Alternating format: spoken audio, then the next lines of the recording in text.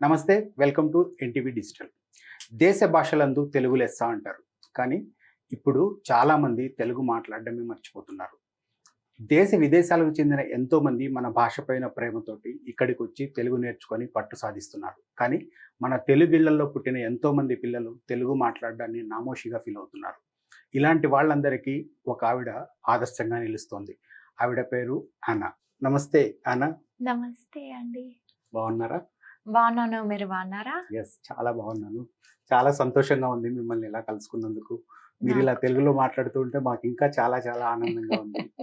అసలు తెలుగు నేర్చుకునేటప్పుడు లేదా తెలుగు భాషకు సంబంధించిన అంశాలు చర్చించుకునే ముందు మీ పుట్టు పూర్వోత్తరాలు ఎక్కడ అనేది ఫస్ట్ తెలుసుకుందాం. మీరు ఎక్కడ పుట్టారు? విస్కాన్సిన్ అనేది ఆ రాష్ట్రంలో పుట్టాను. కానీ నాకు 4 సంవత్సరాలు ఉన్నప్పుడు మా అమ్మ నాన్న అలాస్కాలో షిఫ్ట్ అయ్యారు. ఓకే. అక్కడ స్థిరపడ్డారు.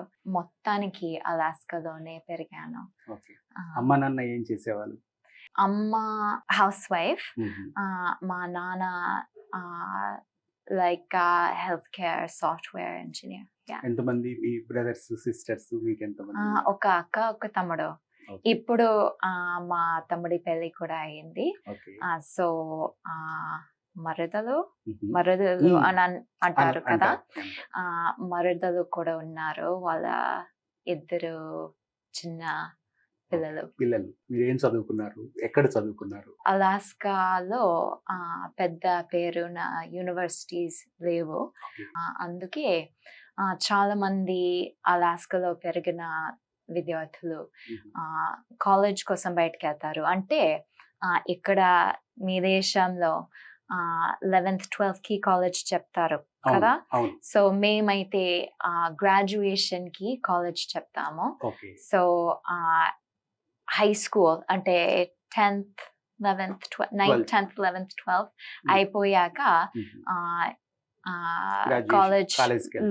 కాలేజ్కి వెళ్తాము. సో మీరు గ్రాడ్యుయేషన్ అంటారు. సో దానికోసం ఎక్కువ మంది అలాస్కాలో పెరిగిన వాళ్ళు అలాస్కా బయటకు వెళ్ళి యూనివర్సిటీ కాలేజ్కి వెళ్తారు. సో అలా నేను కూడా చేశాను. అండ్ లైక్ ఇంటర్నేషనల్ స్టడీస్ చదువుకున్నాను. మాస్టర్స్ కూడా పూర్తి చేశాను. మీకు తెలుగు నేర్చుకోవాలని ఎలా అనిపించింది? ఎప్పుడు అనిపించింది? చాలా మంది అమెరికన్ యూనివర్సిటీల విద్యార్థులు వాళ్ళ 3వ సంవత్సరం ఏదో ఒక విదేశీ యూనివర్సిటీలో గడుపుతారు. ఇది ఎడ్యుకేషన్లో భాగంగా అని ఆలోచిస్తాము. ఎక్కువ మంది అమెరికన్ విద్యార్థులు యూరప్కి వెళ్తారు ఆ అనుభవం కోసం. కానీ ఆ సమయంలో నేనైతే ఎక్కువ సార్లు మా కుటుంబంతో పాటు యూరప్కి తిరిగేదాన్ని. సో అప్పటికే అస్సలు ఒక కొత్త దేశం, ఒక కొత్త సంస్కృతిని చూడాలని అనుకున్నాను. సో హైదరాబాద్ సెంట్రల్ యూనివర్సిటీలో ఇలాంటి లైక్ ఫారెన్ ఎక్స్చేంజ్ ప్రోగ్రామ్ ఉంది. అంటే దాంట్లో పోగున్న వాళ్ళు డిగ్రీ కోర్స్ చేయట్లేదు, జస్ట్ ఒక సెమిస్టర్ కానీ ఒక సంవత్సరం కోసం వస్తున్నారు. సో అలా నేను కూడా చేశాను. సో ఆ సమయంలోనే మొదటిసారిగా తెలుగు విన్నాను. అంటే అంతకుముందు తెలుగు పేరు కూడా ఎప్పుడు వినలేదు. సో అండ్ విన్నప్పుడు యాక్చువల్లీ నేనైతే చాలా వరకు భాషల మీద ఆసక్తి ఉంది.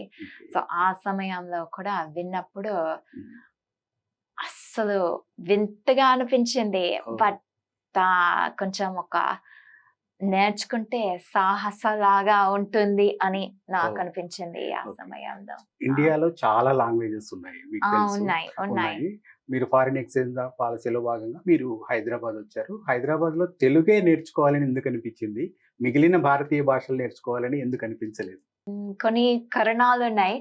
బట్ ఆ సమయంలో విన్నప్పుడు జస్ట్ ఊరికేనే నేర్చుకునే కోరిక మొదలయ్యింది. బట్ హిందీ కొంతవరకు నేర్చుకున్నాను. ఉత్తర భారత్, దక్షిణ భారత్ సంస్కృతంలో మధ్య తేడాలు ఉన్నాయని నాకు తెలిసింది. మీరు ఎప్పుడు ఇండియాకి వచ్చారు, అంటే హైదరాబాద్ కి ఎప్పుడు వచ్చారు? 2006 2006 2006లో వచ్చినప్పటి నుంచి మీరు ఎంత కాలం పాటు హైదరాబాద్ సెంట్రల్ యూనివర్సిటీలో ఉన్నారు? ఒక 8 నెలలు. నెలలు. 8 నెలల్లో మీరు తెలుగు Yes. నేర్చుకున్నారు. ఐ మీన్ మా మేమైతే లైక్ మీరు ఇక్కడ డిగ్రీ కోర్స్ చేస్తుంటే మీ కోర్సెస్ అన్నీ ఆ డిగ్రీ కోర్స్ తో భాగంగా ఉంటాయి కదా. సమ్ డిగ్రీ కోర్స్ కి సంబంధించిన ఉంటాయి. బట్ మేమైతే అట్లా ఉండదు. సో లైక్ మాకు మేజర్స్ ఉన్నాయి, మైనర్స్ కూడా ఉండొచ్చు. బట్ ఒక మేజర్ ఎంచుకున్నాక కొన్ని కోర్సులు లైక్ క్లాసెస్ తప్పనిసరిగా తీసుకోవాల్సి ఉంటుంది. కానీ దాని తప్ప మీ సొంత ఇష్ట ప్రకారంగా క్లాసెస్ తీసుకోవచ్చు మా యుఎస్ యూనివర్సిటీలలో. సో లైక్ ఒక డిగ్రీలో 36 క్లాసులు ఉండొచ్చు. బట్ మేజర్ కోసం లైక్ 18 క్లాసెస్ ఉండొచ్చు. సో దాని తప్ప 18 క్లాసెస్ తప్ప మీ సొంత ప్రకారంగా ఏదో ఒకటి నేర్చుకోవచ్చు. సో మేము కూడా అలా చేస్తాము. ఇక్కడికి వస్తే ఎక్కువ క్లాసులు తీసుకోవచ్చు. పొలిటికల్ సైన్స్ లో కానీ, ఎన్వైరన్మెంటల్ సైన్సెస్ లో కానీ ఏదో ఒకటి. బట్ సో లైక్ తెలుగు ఆ సమయంలో పాటలు వినే దాన్ని. బట్ దాని తప్ప వేరే క్లాసులు కూడా ఉండేవి. అప్పటికి తెలుగు భాష పైన బేసిక్ నాలెడ్జ్ మీకు అవగాహన వచ్చింది? యాక్చువల్లీ కాదని అనిపిస్తుంది నాకు. ఎందుకంటే యాక్చువల్లీ మా కార్యక్రమంలో ఆ సమయంలో అందరూ తప్పనిసరిగా హిందీ పాటలు తీసుకోవాల్సి వచ్చేది. సో యాక్చువల్లీ ఒక్కసారి 2 భాషలు నేర్చుకుంటుంటే కష్టం కదా. తర్వాత హిందీ తెలుగు మధ్య ఉన్న తేడాలు కూడా నేను గమనించాను. అంటే ఒక భాష నేర్చుకుంటే మీ సొంత భాషకి కొంచెం దగ్గరుంటే కొంచెం ఈజీగా ఉంటుంది, సులభంగా ఉంటుంది. సో నేనేం గమనించానంటే హిందీ పాటలు పూర్తయ్యాక బయటకు వచ్చాక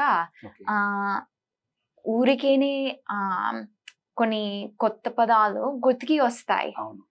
కొంచెం ఆలోచిస్తే ఒక 6 పదాలు. కానీ తెలుగు అయితే ఎవరైనా ఒక కొత్త పదం చెప్తే వెంటనే 30 క్షణాలు అయ్యాక నేను అస్సలు గుర్తుకి రావట్లేదు. సో దానివల్ల నాకు తెలిసింది మాలాంటి ఇంగ్లీష్ వాళ్ళ కోసం చాలా కష్టమైన భాష. తెలుగు కష్టం అని మీరే చెప్తున్నారు కదా. స్టార్టింగ్ లో మీకు చాలా ఇబ్బంది అనిపించింది, కష్టం అనిపించింది. ఎప్పుడైనా ఈ లాంగ్వేజ్ ని ఇంతటితో వదిలిపెట్టేద్దాం మీకు చాలు అని అనిపించిందా మీకు? కాదు, ఎందుకంటే కొంచెం క్రమంగా నేర్చుకున్నాను. అంటే పీజీ చేసినప్పుడు యాక్చువల్లీ ఒక ఇన్స్టిట్యూట్ ఉంది, దాని పేరు American Institute of Indian Studies. భారతీయ భాష నేర్చుకోవాలనుకుంటే దాంట్లోకి వచ్చి నేర్చుకోవచ్చు. సో అక్కడ మా యుఎస్ యూనివర్సిటీలలో ఎండాకాలం సెలవులు ఉంటాయి. సో నేను 2 సార్లు అట్లా చేశాను. ఎక్కడికి వచ్చి నా ఎండాకాలం సెలవులు ఎక్కడ గడిపాను తెలుగు నేర్చుకోవడంలో. ఆ సమయంలో నేను కొంచెం పట్టుదలతో బేసిక్ గా నేర్చుకున్నాను. ఎవరి దగ్గర మీ గురువులు ఎవరు? తెలుగులో మీ గురువులు ఎవరు అంటే ఏం చెప్తారు? American Institute of Indian studies లో ఉండే టీచర్ వాళ్ళు చాలా అంటే చాలా బాగా నేర్పిస్తారు. సో వాళ్ళే మా గురువులు. మీ స్టడీస్ అయిపోయింది, తెలుగు నేర్చుకున్నారు, మళ్ళీ అమెరికాకి వెళ్ళిపోయారు. అమెరికాకి వెళ్ళిపోయిన తర్వాత మామూలుగా తెలుగు వాళ్ళ ఇంటరాక్షన్ ఉంటే తెలుగు ఇంప్రూవ్ అవుతుంది. కానీ తెలుగు ఒకసారిగా అంటే మీకు చుట్టుపక్కల తెలుగు మాట్లాడే వాళ్ళు లేకపోతే ఖచ్చితంగా అది మళ్ళీ మర్చిపోయే అవకాశం కూడా ఉంటది. అలాంటి పరిస్థితులు ఎప్పుడైనా ఎదుర్కొన్నారా? అవును, ఎదుర్కొన్నాను. కానీ ఒక్కసారి మళ్ళీ ఇండియాలోకి వస్తే తొందరగా మళ్ళీ వస్తది. ఓకే. మీ హస్బెండ్ తెలుగువారు అనేసి మేము వీడియోలో చూసాం. అసలు మీ అదే. హస్బెండ్ తో ఎలా పరిచయం జరిగింది? ఎక్కడ పరిచయం అయ్యారు మీకు? ఆయన ఆ సమయంలో కొంచెం ఇండియాలో కొంచెం బిజినెస్ చేసేవారు కొన్ని సంవత్సరాలుగా. అండ్ నా వైజాగ్లో ఉన్న ఆ రోజుల్లో ఒక్కసారి చివరిలో ఒక కార్యక్రమం అయిపోయాక ఓకే. హైదరాబాద్కి వచ్చి కొన్ని రోజులు ఇక్కడే ఉన్నాను. ఓకే. ఆ సమయంలో స్నేహితుల ద్వారా కలిసాము. Hmm. ఒక్కసారి ఒక లైక్ గ్యాదరింగ్ లో Mhm. మేమే అమెరికన్ వాళ్ళు. సో ఆయన యుఎస్ లో పుట్టి పెరిగారు. పెరిగారు. ఓకే. సో మేము మాత్రమే అమెరికన్ వాళ్ళు ఉన్నందుకు ఆ, పరిచయం ఈజీగా అయింది. మీ పెళ్ళి ఎప్పుడైంది? 2011 2011? ఎస్ 2011 కరెక్ట్ మీరు చెప్పింది. నంబర్స్ అయితే నాకు కొంచెం Yeah, it's కష్టం. correct. సారీ. It's correct. 2011. అదే ఓకే. 3-4 రోజుల కిందట 13 సంవత్సరాలు అయ్యాయి. Belated happy wedding anniversary. Thank you. Okay. So మళ్ళీ మీరు అమెరికాకి వెళ్ళిపోయిన తర్వాత మీరు మీ భర్త వాళ్ళ ఫ్యామిలీ అంతా కూడా తెలుగు వాళ్ళే కదా? అవును. అక్కడ అమెరికాలో తెలుగు మాట్లాడుకునే వాళ్ళ, ఇంగ్లీష్ మాట్లాడే వాళ్ళ? 1970s లో వాళ్ళ అమ్మ నాన్న అక్కడ స్థిరపడ్డారు. సో ముఖ్యంగా ఇంగ్లీష్ అలవాటు వచ్చింది. వాళ్ళ కుటుంబంలో గమనిస్తే ముఖ్యంగా ఆన్స్ అంకల్స్ అందరూ బాబాయ్లు పిన్నిలు కలుస్తుంటే తెలుగులో మాట్లాడుతున్నారు. కానీ దాని తర్వాత వచ్చిన తరంలో ఇంగ్లీష్ లో మాట్లాడతారు. బట్ నితిన్ మా ఆయనతో పోస్తే ఆయన కంటే తక్కువ వయసున్న కజిన్ వాళ్ళకి ఆయన కంటే తెలుగు ఇంకొంచెం బాగా వస్తుంది. ఎందుకంటే ఆయన అక్కడ పుట్టిన సమయంలో చుట్టిన వాళ్ళు తెలుగు వాళ్ళు అసలు ఉండేవారు కాదు. ఆ సమయంలో న్యూయార్క్ లో పెరిగారు, ఒక జూయిష్ టౌన్ లో. సో అస్సలు తెలుగు వాళ్ళని కలవడానికి కొన్ని గంటల ప్రయాణం చేయాల్సి వచ్చింది. తర్వాత వాళ్ళ అమ్మ నాన్న డాక్టర్లుగా సాయంకాలం చాలా ఆలస్యంగా వచ్చేవారు. సో ముఖ్యంగా ఇంగ్లీష్ లోనే మాట్లాడేవారు. మీరు మీ భర్తలో ఎవరు తెలుగు బాగా మాట్లాడతారు? మా భర్తకి తెలుగు అసలు రాదు. కొన్ని పదాలు వస్తున్నాయి, బట్ ముఖ్యంగా అస్సలు రాదు ఆయనకి. మీకు పెళ్ళైన తర్వాత మీరు భాష నేర్చుకుని మళ్ళీ అమెరికాకి వెళ్ళిపోయారు. పెళ్లి తర్వాత మళ్ళీ ఎప్పుడు హైదరాబాద్ వచ్చారు? ఫ్రీక్వెంట్ గా ఎప్పుడు హైదరాబాద్ కు వస్తూ ఉంటారు? కొంతమంది బంధువులు ఇక్కడే ఉంటారు. సో వాళ్ళని చూడడానికి అప్పుడప్పుడు వస్తాము. లైక్ ప్రతి 2 సంవత్సరాలుగా వస్తాము ఒకసారి. ఇప్పుడు మీరు హైదరాబాద్ లో ఉన్నప్పుడు మీ బంధువులందరూ కూడా తెలుగు వాళ్ళే. వాళ్ళతో ఎలా తెలుగులో మాట్లాడుతూ ఉంటారా లేదా ఇంగ్లీష్ లో మాట్లాడుతూ ఉంటారా? కొంచెం కలిపి మాట్లాడతాము. బంధువులు ఎలా ఫీల్ అవుతారు? అంటే మీ హస్బెండ్ తరపు బంధువులంతా మిమ్మల్ని చూసినప్పుడు లేదా మీరు తెలుగులో మాట్లాడుతున్నప్పుడు హౌ దే ఫీల్? సంతోషపడతారు. ముఖ్యంగా పెద్దవాళ్ళు కదా, లైక్ అత్త మామ, ఐ మీన్ సంతోషపడతారు. తెలుగు ఫెస్టివల్ సెలబ్రేట్ చేసుకున్నారా ఇక్కడ? చేసుకున్నాను. ఏ పండుగ సెలబ్రేట్ చేసుకున్నారు? నితిన్ వాళ్ళ బంధువులతో వాళ్ళ కోసం కొన్ని పార్టీలకి వెళ్ళాను. బట్ కొంచెం ఓవర్వెల్మింగ్ గా అనిపించింది యాక్చువల్లీ. ఒక్కసారి మా టీచర్ తో పాటు ఒక చిన్న పల్లెటూరులోకి వెళ్ళి అక్కడ బతుకమ్మ కోసం డాన్స్ చేసాము. తెలుగు ఫుడ్ తింటుంటారు? నేను కొంచెం తక్కువ తింటాను, ఎందుకంటే జీలకర్ర అనే అలర్జీ ఉంది నాకు. అండ్ కారం కూడా తినలేను అసలు. బట్ కొంతవరకు తింటాను. ఇంట్లో మీరు తెలుగు వంటకాలు చేస్తారా? మీ కుక్ వాళ్ళు తెలుగు వంటకాలు చేస్తారా, లేకపోతే మీకు నచ్చిన అంటే అమెరికన్ ఫుడ్స్? యాక్చువల్లీ చాలా ఆహారం నాకు పడదు అక్కడ గానీ ఎక్కడ గానీ. సో నేను కొంచెం ప్రత్యేకమైన ఆహారం తింటాను. బట్ నితిన్ అన్ని తింటారు. సో 2 రెండు చేసి పెడతారు. నెక్స్ట్ మళ్ళీ మీరు ఎప్పుడు అమెరికాకు వెళ్తూ ఉన్నారు? సెప్టెంబర్ చివరిలో మేము తిరిగి యుఎస్కి వెళ్తున్నాము. ఓకే. అక్కడ అక్కడ షిఫ్ట్ అవుతున్నాం. ఇప్పుడు మీరు తెలుగు నేర్చుకునేటప్పుడు మీకు భాష పైన లేకపోతే ఎన్నో పదాలు, కొన్ని అర్థం కాని పదాలు ఉంటాయి. అలాంటప్పుడు వాటిని ఎలా నేర్చుకుంటూ ఉంటారు? ఇప్పుడు మీకు ఎవరైనా గురువులు ఇప్పటికీ ఇంకా మిమ్మల్ని గైడ్ చేస్తున్న వాళ్ళు ఎవరైనా ఉన్నారా? మా టీచర్లు ఉన్నారు. ఓకే. నేను మళ్ళీ ఇప్పుడు అమెరికన్ ఇన్స్టిట్యూట్ ఆఫ్ ఇండియన్ స్టడీస్లో పాఠాలు వింటాను. సో ఒక వారంలో ముఖ్యంగా 6 గంటల పాఠాలు ఉంటాయి. జస్ట్ ఎక్కువ మంది ఉండరు, జస్ట్ నేను మా టీచర్. సో నా సొంత ఇష్ట ప్రకారంగా వేరే వేరే మెటీరియల్స్ తో నేర్చుకుంటున్నాను. తెలుగు సినిమాలు చూస్తుంటారు? చూడను. చూడట్లేదా? అమెరికన్ సినిమాలు కూడా చూడను. చూడరా? అసలు Actually, సినిమాలు అసలు సినిమాలు అసలు నాకు ఇష్టం లేదా? అంత టైం ఉండదా? చాలా వరకు ఇష్టం లేదు. ఓకే.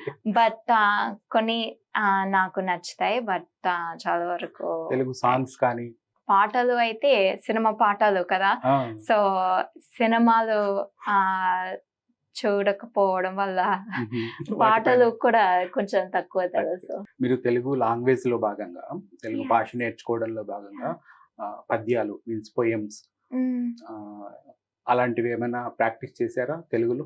చదువుకున్నాము, బట్ గుర్తుకి లైక్ మెమరైజ్ చేయలేదు, Yeah. గుర్తుకి గుర్తులేదు. పెట్టుకోలేదు. నెక్స్ట్ ఏంటి తెలుగులో మీరు ఏం చేయాలనుకుంటున్నారు? అన్నట్టుకంటే సెంటెన్స్ స్ట్రక్చర్ కష్టంగా, అవును. కొంచెం ఇంగ్లీష్ లో కొంతవరకు ఆలోచించి అది తెలుగులోకి పెడతాం. అది సహజం కదా, అందరూ అలా చేస్తారు. సో లైక్ యూనివర్సిటీలో ఉన్నప్పుడు ఫ్రెంచ్ కూడా నేర్చుకున్నాను. బట్ ఫ్రెంచ్ అయితే ఆ సెంటెన్స్ స్ట్రక్చర్ ఇంగ్లీష్ తో పోస్తే ఇంకొంచెం చాలా దగ్గరగా ఉంది. కొన్ని తేడాలు ఉన్నాయి, బట్ చాలా దగ్గరగా ఉంది. సో బహుశా నేను కొంచెం సంక్లిష్టమైన విషయాలు వివరిస్తున్నప్పుడు ఇంగ్లీష్ లాగా అనిపిస్తుంది మీకు, బహుశా అలా నాకు అనిపించింది. సో అలాంటి విషయాల గురించి నేను మా టీచర్ చాలా వరకు మాట్లాడుతూ ఉంటాము. ప్రతి ఒక్కసారి మాట్లాడుతున్నప్పుడు ఇంకొంచెం దగ్గరగా తెలుగులో మాట్లాడడానికి ఇలాగే మాట్లాడాలి అని అంటూ ఉంటారు. బట్ ఆ విషయాన్ని అడుపులో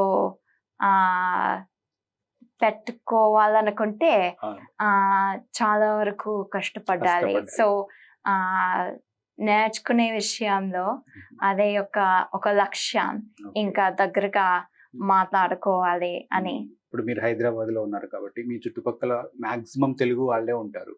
వాళ్ళతో ఎలా మాట్లాడుతూ ఉంటారు? అంటే తెలుగులో మాట్లాడేదానికి ప్రయత్నం చేస్తారా? దాంట్లో మాట్లాడుతాను అండ్ చాలా మంది చాలా సంతోషపడతారు. కానీ కొంతమంది నాతో అంతగా తెలుగులో మాట్లాడరు.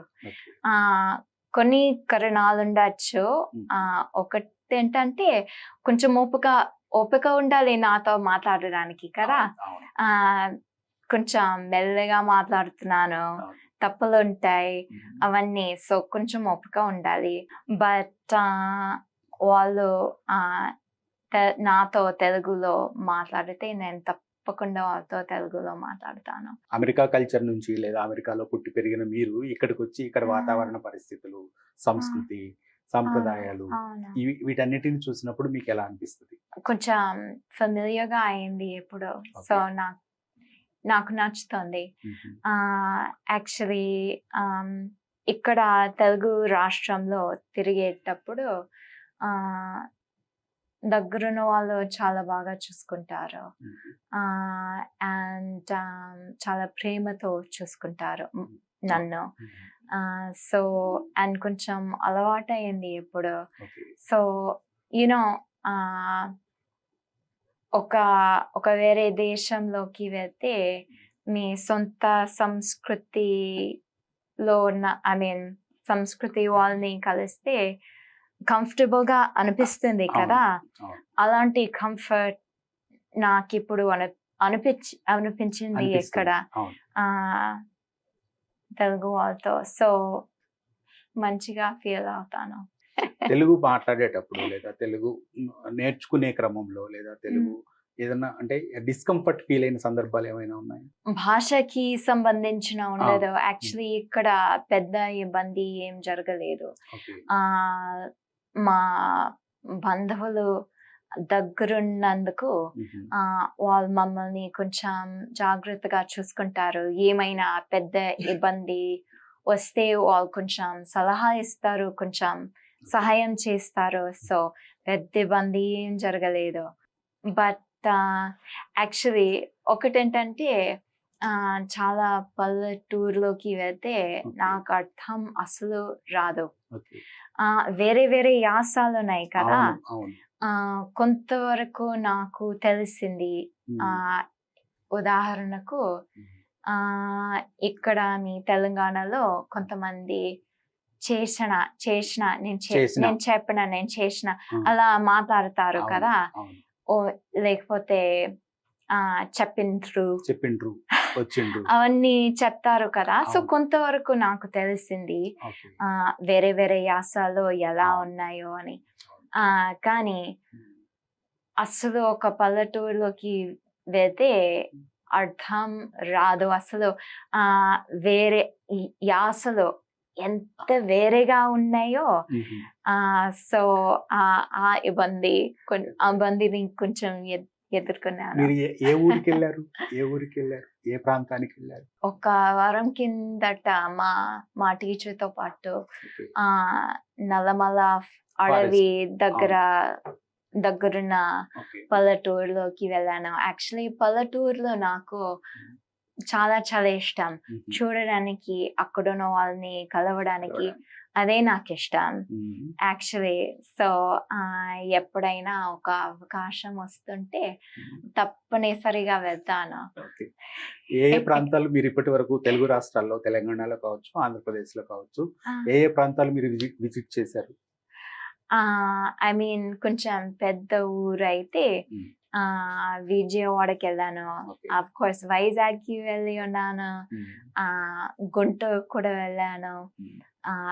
తర్వాత ఈ ఊరి దగ్గరున్న పల్లెటూర్లకి కొంతవరకు వెళ్ళాను. పల్లెటూర్లు పేర్లు ఇంకా గుర్తుకి లేవు. బట్ కొంచెం ఎక్కువ తిరిగే అవకాశం వస్తే బాగుంటుంది అని నాకు అనిపిస్తుంది. మీరు వైజాగ్ లో కొంతకాలం పాటు ఉన్నారు కదా, ఎంత సమయం అక్కడ గడిపారు?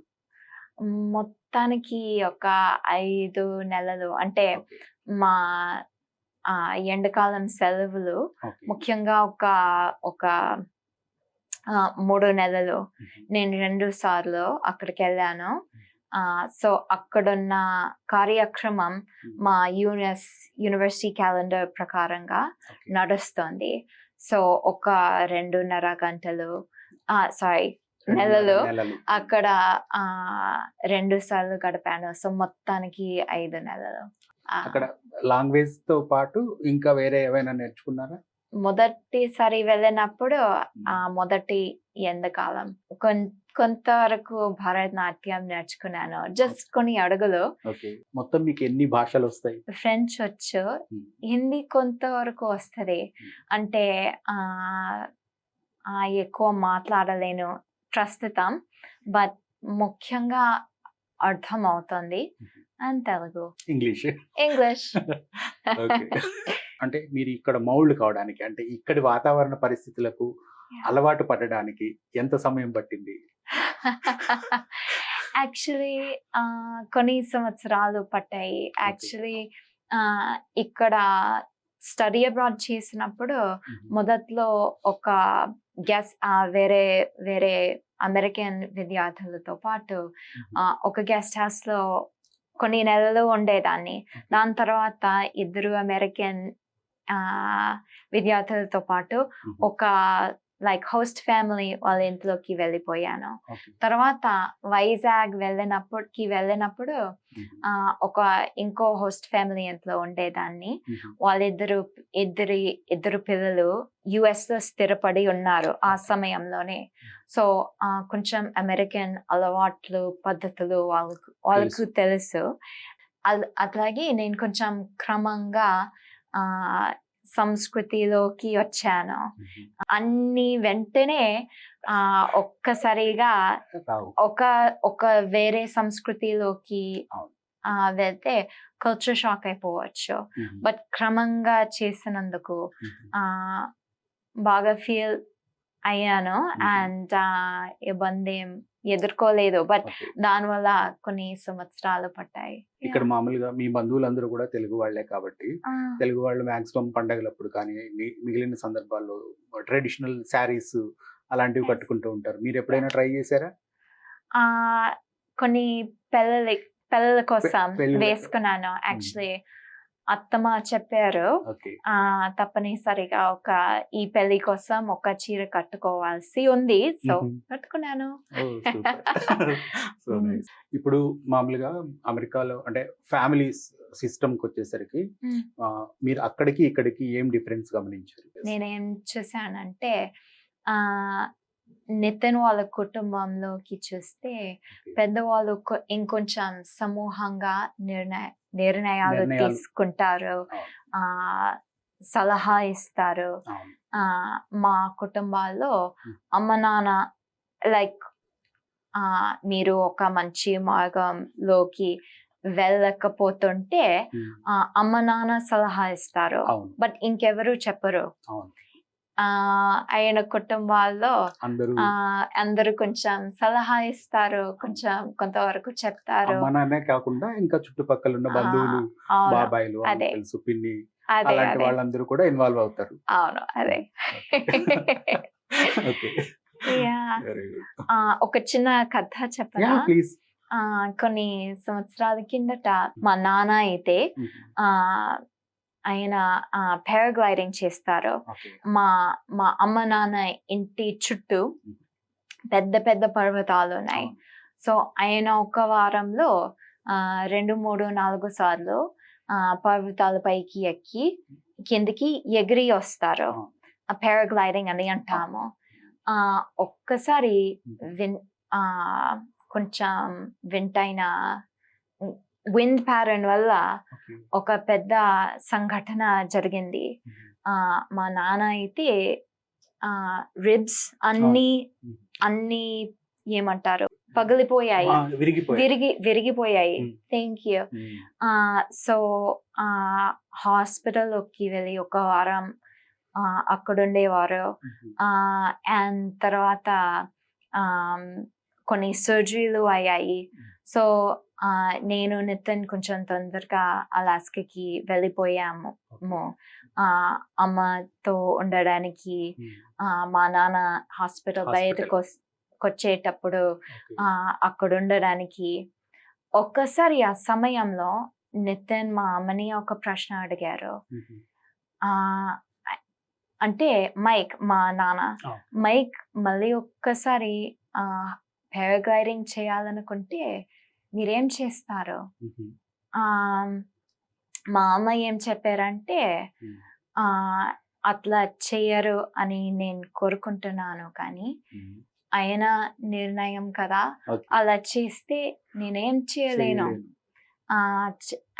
సో దేవుడి చేతిలో ఉంటుంది. నేను కొంచెం ప్రార్థన చేస్తాను, బట్ ఇంకేం చేయలేను అని అన్నారు. ఆయన చాలా ఆశ్చర్యపోయారు. చాలా అంటే నా కుటుంబంలో ఈ పరిస్థితి జరిగి ఉంటే అందరూ కలిసి మీ ఇంటికి వచ్చి మీ పారాగ్లైడింగ్ కి సంబంధించిన వస్తువులన్నీ పాడేస్తారు, వెళ్ళకూడదు అని చెప్పి వెళ్ళిపోతారు. మీరు ఒప్పుకోవాలి. సో అసలు ఆయనకి అర్థం కాలేదు. అండ్ US లో కూడా పెరిగారు. బట్ ఇలాంటి విషయాలు సంస్కృతమైన విషయాలు చాలా లోతుగా ఉంటాయి. అవును, సో బట్ ఆ సమయంలోనే ఆయనకి అర్థమైంది మ్మ్. కొంచెం ప్రేమ అనే అర్థం ఏంటంటే మ్మ్. మా సంస్కృతి ప్రకారంగా ఓకే. ఆలోచిస్తాము. మ్మ్. సో బహుశా ఆయన కుటుంబాల్లో అది ప్రేమ అనే అర్థం ఏంటంటే ఎవరైనా ఒక మంచి మార్గంలోకి వెళ్ళకపోతుంటే అందరూ కలిసి కొంచెం ఇంటర్ఫియర్ అవ్వాలి అవ్వాలి. కదా. అవును. బట్ మా ఆలోచన ఏంటంటే ఆ ప్రతి ఒక్కరి జీవితంలో ఓకే. సొంతంగా నిర్ణయాలు తీసుకోవాలి. ఆ ఫ్రీడమ్ ఇవ్వడం మ్మ్. అదే ప్రేమ.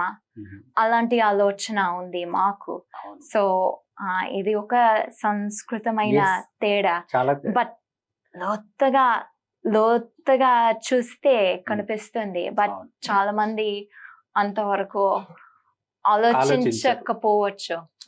అక్కడ పిల్లలకు స్వేచ్ఛనివ్వడమే ప్రేమ అనుకుంటారు. అంటే పిల్లలను తన ఆ, సొంతంగా తాము అదే. పెరిగేలా చేయడం ప్రేమ అనుకుంటారు. అవును, ఇక్కడ ఎలా అవును. ఉంటదంటే పిల్లలు ఇంకా చిన్న పిల్లలే, వాళ్ళు ఎంత పెరిగినా కూడా 20-25 ఇయర్స్ 30 ఇయర్స్ అవును, వచ్చినా కూడా పిల్లలు అవును. పిల్లవాళ్ళే, వాళ్ళు మనం చెప్పినట్లే వినాలి అవును, అని అవును. ఎక్స్పెక్ట్ చేస్తారు. Yes. మ్మ్. Yeah. అంటే Yeah. మామూలుగా యుఎస్ లో మీరు అన్నట్లు Yeah. ఒక స్టేజ్ వచ్చిన తర్వాత పిల్లల్ని ఫ్రీగా వదిలేస్తారు. వాళ్ళ అవును, ఇంటికి అవును. ఇంట్లో అదే, ఉన్నా ఉండకపోయినా బయటికి వెళ్ళి జీవించే హక్కును వాళ్ళు అదే, కోరుకుంటే వాళ్ళకి బయట పంపించేస్తారు. కానీ Yes. ఇక్కడ ఏంటంటే వాళ్ళకి పిల్లలు పెళ్లిళ్ళు అయిన తర్వాత, పిల్లలు పుట్టిన తర్వాత కూడా అవును. తమతోనే ఉండాలని ఎక్స్పెక్ట్ చేస్తారు. అవును, అవును, అవును. Yes. అంత తేడా ఉంటది. అంత తేడా ఉంటది. అండ్ నేనేం చూసానంటే ప్రతి సందర్భంలో మ్మ్. అలా జరుగుతుంటే బాగా జరగచ్చు, కొన్ని అంత ఇబ్బందులతో జరగచ్చు కూడా. జరగచ్చు, చెప్పలేం. సో ఏదైనా ఏది బెస్ట్ అనే చెప్పలేం. బట్ సందర్భాన్ని బట్టి అది మారిపోతూ ఉండొచ్చు. అయితే ఇటీవల కాలంలో మీరు బాగా గమనించినట్లయితే ఎక్కువ మంది ఇండియన్స్ అమెరికాకి వెళ్లేందుకు ఎక్కువ మంది ఆసక్తి చూపిస్తూ ఉన్నారు. అవును, మీరు కూడా వినే ఉంటారు బహుశా. అవును, అమెరికాలో అవును. అంటే ఫాస్ట్ గా గ్రో అవుతున్న అవును, లాంగ్వేజ్ లో అవును. Telugu is the one of the అవును, leading language. Fastest growing language in the US. అవును, నేను కూడా విన్నాను Yes. ఆ విషయం. Yeah. అక్కడేమో అమెరికాలో తెలుగు ఫాస్ట్ లాంగ్వేజ్ గా గ్రో అవుతుంది. Yeah. ఇక్కడేమో తెలుగు మాట్లాడే వాళ్ళ సంఖ్య తగ్గిపోతుందని మేము ఇక్కడ ఫీల్ అవుతూ ఉన్నాం. Yeah. మీరు దీన్ని ఎలా అంటే మీ ఎక్స్పెక్టేషన్ ఏంటి? దీన్ని ఎలా చూస్తారు మీరు? నా భాష కాదు, సో అందుకే ఐ మీన్ నేను అంతగా చెప్పలేను. అదే నాకు అనిపిస్తుంది. లైక్ చెప్పే హక్కు లేదు నాకు, అలా అనిపిస్తుంది. ఎలాగో నేను కొంతవరకు గమనించాను. యాక్చువల్లీ నా ఛానల్లో, నా యూట్యూబ్ ఛానల్లో కామెంట్స్లో నేను చాలా వరకు కామెంట్స్ చదువుకుంటాను. అన్నిటికీ స్పందించలేను, కానీ చాలా వరకు చదువుతూ ఉంటాను. నేనేం చూసానంటే రకరకాల స్పందనలు, కామెంట్లు ఉన్నాయి. ఒకటేంటంటే ఇంగ్లీష్ మీడియం స్కూల్లో చదువుకున్న వాళ్ళు బహుశా ఒక రకమైన నష్టం ఎక్స్ప్రెస్ చేస్తున్నారు. తెలుగు మీడియం స్కూల్లో చదువుకున్న వాళ్ళైతే ఇంగ్లీష్ కి సంబంధించిన ఇబ్బంది ఎక్స్ప్రెస్ చేస్తున్నారు. సో నేను కూడా కొంచెం ఆలోచించాను ఆ విషయం గురించి. ఎలాగో నేనేం చూసానంటే అస్సలు భాష అంటే అస్తిత్వంలో భాగంగా ఉంది. అండ్ అస్తిత్వం ఒక ముఖ్యమైన విషయం. సో అస్తిత్వం కోల్పోతే అదే పెద్ద నష్టం. సో నేనైతే తెలుగు కొనసాగాలని ఆశిస్తున్నాను. చాలా సంతోషం. ఓకే, తెలుగు భాష ఇంకా అంటే తెలుగు భాష పైన పూర్తి పట్టు సాధించేందుకు ఏమైనా తెలుగు పుస్తకాలు చదివారా? కొంచెం చదివాను. యాక్చువల్లీ నేనైతే కొంచెం స్లోగా మెల్లగా చదువుతాను. సో చిన్న లైక్ షార్ట్ స్టోరీస్ కొన్ని చదువుకున్నాము. నేను మా టీచర్ పెద్ద పుస్తకం ఇంకా చదువుకోలేదు. మీకు యూట్యూబ్ ఛానల్ ఉంది కదా, ఉంది. మామూలుగా ఇప్పుడు చాలా మంది ఛానల్ స్టార్ట్ చేస్తూ ఉన్నారు మనకు తెలుసు, కానీ మీరు ఒక అమెరికన్ అయి ఉండి ఒక తెలుగు ఛానల్ స్టార్ట్ చేశారు. మీరు మొత్తం మీ ఛానల్లో ఉన్న వీడియోస్ అన్ని కూడా పూర్తిగా తెలుగులోనే ఉన్నాయి. ఎందుకు మీరు తెలుగు ఛానల్ స్టార్ట్ చేయాలని ఎందుకు అనిపించింది? ఒక యూట్యూబ్ ఛానల్ అయితే దాని ద్వారా ఎక్కువ మందితో మాట్లాడుకోవచ్చు యాక్చువల్లీ. అండ్ సో ఎక్కువ మందితో మాట్లాడే అవకాశం ఉంటుందని అనుకుని అలా స్టార్ట్ చేశాను. అమెరికా సంస్కృతి గురించి వాళ్ళకి బహుశా తెలిసి ఉంటుంది, కానీ ముఖ్యంగా అలాస్కా వేరు. యాక్చువల్లీ యుఎస్లో కొన్ని రీజనల్ సంస్కృతులు కూడా ఉంటాయి. ఆ విషయాలు ఇక్కడ ఉన్న వాళ్ళకి తెలియకపోవచ్చు. సో అటువైపు నుంచి ఇక్కడికి చూపించాలి. ఇక్కడున్న పరిస్థితులు, మంచి సంస్కృతమైన విషయాలు అక్కడ కూడా చూపించాలి. అదే కోరికతో ఆ యూట్యూబ్ ఛానల్ స్టార్ట్ చేశాను. యూట్యూబ్ ఛానల్ స్టార్ట్ చేసిన తర్వాత నేను కూడా వీడియోస్ చూశాను, కామెంట్స్ కూడా చదివాను. చాలా అద్భుతమైన రెస్పాన్స్ వస్తుంది. సో మీరు నెక్స్ట్ మీ ఛానల్లో ఏం ఎక్స్పెక్ట్ చేయొచ్చు?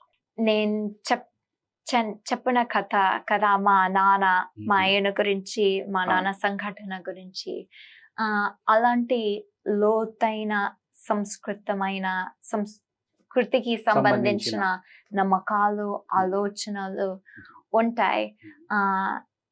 ఎక్కువ మంది చాలా వరకు అలాంటి విషయాన్ని గమనించకపోవచ్చు. అది నాకు అనిపించింది యుఎస్ లో కానీ ఎక్కడైనా. సో అలాంటి విషయాల గురించి ఇంకా మాట్లాడాలనుకుంటున్నాను, యుఎస్ లో కానీ ఎక్కడ కానీ. అండ్ తర్వాత యుఎస్ నుంచి అక్కడి నుంచి వీడియోలు ఇంకా చేయాలనుకుంటున్నాను కూడా. అంటే మా లోతుగా మా జీవితాలు, మా సంబంధాలు ఎలా ఉన్నాయో కొంచెం లోతుగా చూపిస్తే బాగుంటుంది అని నేను అనుకుంటున్నాను. ఆల్రెడీ మీ గ్రాండ్ మదర్ తోటి ఒక వీడియో చేసినట్టున్నారు, తన జర్నీని మీరు బాగా ఎక్స్ప్లెయిన్ చేశారు, చాలా బాగుంది. ఆవిడే చెప్పారు కదా. చాలా బాగుంది. బికాస్ చాలా మంది తెలుగు వాళ్ళు కూడా యుఎస్ లో ఉన్నా కూడా అలాంటి లోతైన సంబంధాలు అవ్వడానికి చాలా సంవత్సరాలు పడతాయి. సో నేనైతే ఆ లోతు నుంచి చూపిస్తే బాగుంటుంది అని అనుకున్నాను. తెలుగు ప్రాంతాలకు సంబంధించి, తెలంగాణ లేదా ఆంధ్రప్రదేశ్ కి సంబంధించి మీరు ఏం చూపించాలనుకుంటున్నారు? అంటే మీ మైండ్ లో ఇప్పటికి ఏదైనా ఇది నేను చూపించాలి అని ఎప్పుడైనా ఏదైనా అనిపించిందా, ఆలోచన వచ్చిందా?